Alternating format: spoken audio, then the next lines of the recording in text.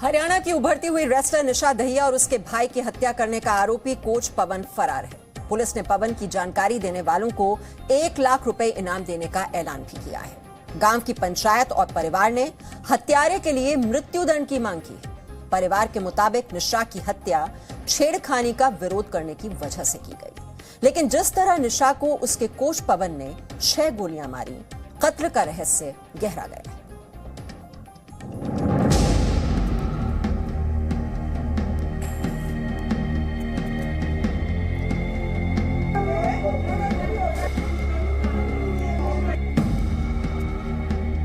सोनीपत के जय सुशील कुमार एकेडमी में 22 साल की रेसलर निशा अपने सपनों को पाने के लिए रोज पसीना बहाती थी। वहीं उसके कोच ने 1-2 नहीं पूरी 6 गोलियां मारकर उसका खून बहा दिया। निशा की मौत के बाद नाराज लोगों ने इस एकेडमी को जलाकर खाक कर दिया। लेकिन खाक सिर्फ एक एकेडमी नहीं हुई, एक बेटी के सपने, एक परिवार की खुशियां भी खाक हो गई। हरियाणा की बेटियों ने खेलों की दुनिया में भारत का नाम रोशन किया और निशा के सपने भी कुश्ती की दुनिया में नाम कमाना था।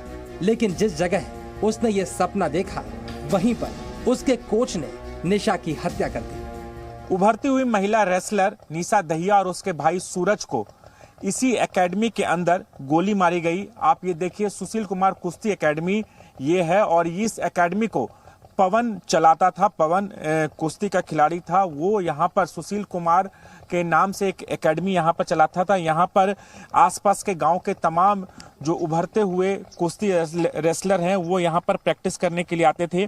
निशा भी यहाँ पर प्रैक्टिस करने के लिए आती थी और ठीक इसी जगह पर इस कुश्ती एकेडमी के अंदर ही निशा को अज्ञात हमलावरों ने गोली मारी। निशा के कोच पवन ने उसे 6 गोलियां मारी, लेकिन बात यहीं पर खत्म नहीं हुई। निशा के अलावा पवन कोच ने अपने साथियों के साथ उसकी मां और भाई को भी गोलियां मारी।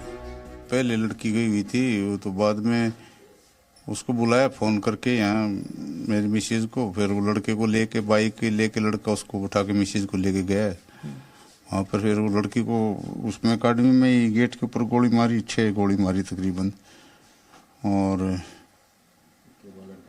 फिर उसकी माँ को मारी। वो नारी की तरफ दौड़ी तो फिर वो 500 नहर कूद के आया, 150 मीटर के करीब, तो वहाँ घेर करके उसको मार दिया। पवन कोच ने पहले निशा और बाद में उसकी मां को गोली मारी। इसके बाद जब भाई ने भागने की कोशिश की तो उसका पीछा करके उसकी भी हत्या कर दी गई।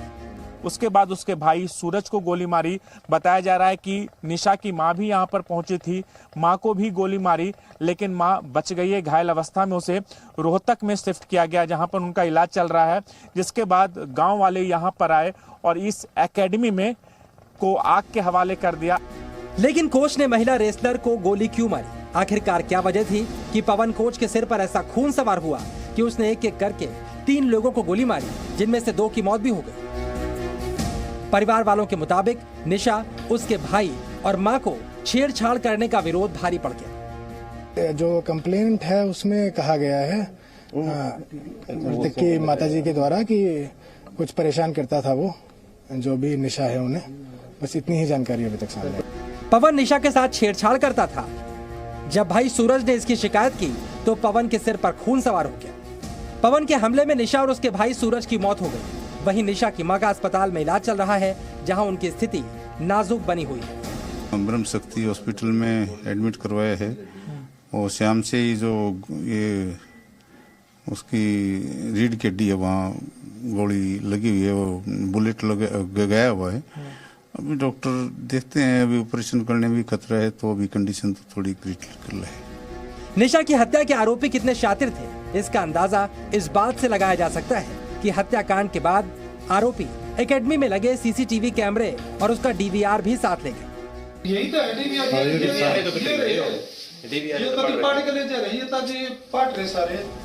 पवन हत्याकांड के बाद सचिन नाम के शख्स के साथ बाइक से भागा, जिसकी तलाश अब पुलिस कर रही है। पोस्टर छप चुके हैं। पुलिस ने आरोपी पवन और उसके साथी की जानकारी देने पर 1 लाख रुपए के इनाम का भी ऐलान किया है। इनाम घोषित किया गया है, 1 लाख रुपए का इनाम घोषित किया गया है अपराधियों के खिलाफ। अब सबसे बड़ा सवाल ये है कि निशा के हत्यारे कहां पर छिपे हैं और पुलिस के हाथ कब तक इन कातिलों को अपनी गिरफ्त मिलेंगी। राजूराज, जी मीडिया, सोनीपत।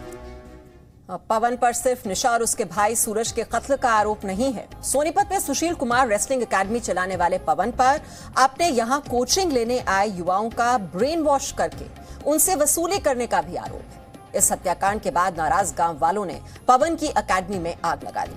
वहीं गांव की पंचायत ने पवन के लिए मृत्युदंड की मांग की।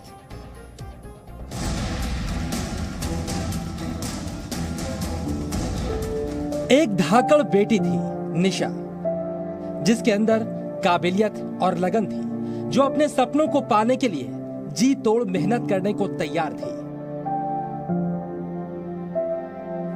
एक दबंग कोच था पवन, जिसने एक चैंपियन रेसलर सुशील कुमार के नाम पर रेसलिंग एकेडमी खोली। निशा को भी चैंपियन रेसलर बनना था। अपने ख्वाब पूरा करने के लिए उसने एकेडमी ज्वाइन की। पवन कोच ने इस बेटी को ख्वाब तो दिखाए, लेकिन इन ख्वाबों को पूरा करने के बजाय उस बेटी का उसके ख्वाबों का कत्ल कर दिया।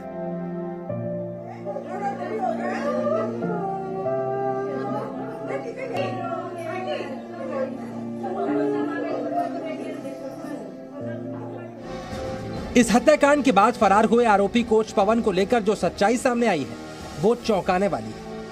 पवन अपने यहाँ रेसलिंग सीखने आए बच्चों का ब्रेन वॉश कर उनसे पैसे वसूल करता था। उभरती हुई रेसलर निशा दहिया पिछले कुछ सालों से इसी सुशील कुमार एकेडमी में कुश्ती के गुण सीखने आती थी और कोच के रूप में यहाँ पर पवन था। पवन ही इस एकेडमी को चलाता था। जब निशा यहाँ पर सीखती थी, इस दौरान पवन लगातार उनके परिवार से पैसे की डिमांड करता था। उसे सपने दिखाता था आगे बढ़ने के लिए कि वो अंतर्राष्ट्रीय स्तर पर कुश्ती खेलेगी। इसके लिए उसके डाइट के लिए, उसे अच्छी ट्रेनिंग के लिए पैसों की जरूरत पड़ती थी। लगातार पैसों के लिए दबाव बनाया जाता था। निशा भी परिवार से पैसे मांगती थी, पैसे लेने के लिए परिवार पर दबाव बनाती थी। परिवार का कहना है कि अगर पैसे देरी होते थे तो निशा खाना पीना तक छोड़ देती थी। ये दयानंद दहिया है, उस बेटी के मजबूर बाप जिसकी उसके कोच ने हत्या कर दी। सिर्फ बेटी और बेटे की हत्या नहीं हुई, दयानंद दहिया के सपनों की भी हत्या हो गई। दयानंद सीआरपीएफ में सब इंस्पेक्टर है। फिलहाल जम्मू कश्मीर के सोपोर में तैनाती है। अपने 2 बच्चों की हत्या और पत्नी को गोली मारने की खबर के बाद सोनीपत पहुंचे दयानंद दहिया ने भी खुलासा किया किस तरह पवन ने उनकी बेटी का ब्रेन वॉश कर परिवार से पैसे वसूल किए। बच्चे को वो जो ब्रेन वॉश किया है, अब बच्चा जिद लगा के बैठ जाएगा तो एक बाप क्या करेगा? मजबूर बाप तो पैसा देगा ही। दयानंद दहिया के मुताबिक उनकी बेटी बेहद प्रतिभाशाली थी। निशा ने यूनिवर्सिटी स्तर पर कई पुरस्कार भी जीते थे और पुरस्कार के तौर पर उसे जो पैसा मिला वो भी पवन की एकेडमी को दे दिया। दयानंद दहिया का मानना है कि उनकी बेटी को सही कोच मिलता तो वो ओलंपिक तक जा सकती थी, लेकिन पवन की मंशा तो सिर्फ अपने यहाँ आने वाले युवाओं से पैसा वसूल करने की थी। निशा 2016 से रेसलिंग थी प्रताप स्कूल से ही, और मेरे ख्याल में उसको तो वही बात है कि अगर कोई सच में ही कोच होता तो मेरे ख्याल में ओलंपिक भी खेल सकती थी। इस पूरे इलाके में पवन की छवि एक दबंग की थी। आरोप ये भी लग रहे हैं कि कब्जे की जमीन पर ही ये एकेडमी भी बनाई गई। इस हत्याकांड के बाद गांव वालों का गुस्सा एकेडमी पर फूटा और उसे जला दिया गया। उसके बाद गुस्साए लोगों ने इस एकेडमी को आग के हवाले कर दिया। आप तस्वीरें देख सकते हैं किस तरीके से इस पूरे एकेडमी को गांव वाले ने जला दिया। हालांकि अब गांव वालों की मांग है कि आरोपी पवन को जल्द से जल्द गिरफ्तार किया जाए और उसे कड़ी से कड़ी सजा मिले और इस केस को फास्ट ट्रैक कोर्ट में ले जाया जाए। गांव के लोगों का गुस्सा अभी भी कम नहीं हुआ है। पंचायत ने भी आरोपियों को जल्द से जल्द तलाश करके मौत की सजा देने की मांग की है। मेरी पूरी खाप की तरफ से, दहिया चालीसा की तरफ से जो ना अनुरोध है कि भी उसको कड़ी से कड़ी सजा मिले और सजाए मौत हो तो उसमें जो ना आगे ये अंकुश लग सकता है। निशा को इंसाफ दिलाने की जी न्यूज की मुहिम लगातार जारी है। ये मुहिम तब तक जारी रहेगी जब तक सोनीपत की इस बेटी को इंसाफ नहीं मिल जाता। Rajuraj, Zee media, Sonipat. Presenting B News app available on Google Play and App Store. Download it now.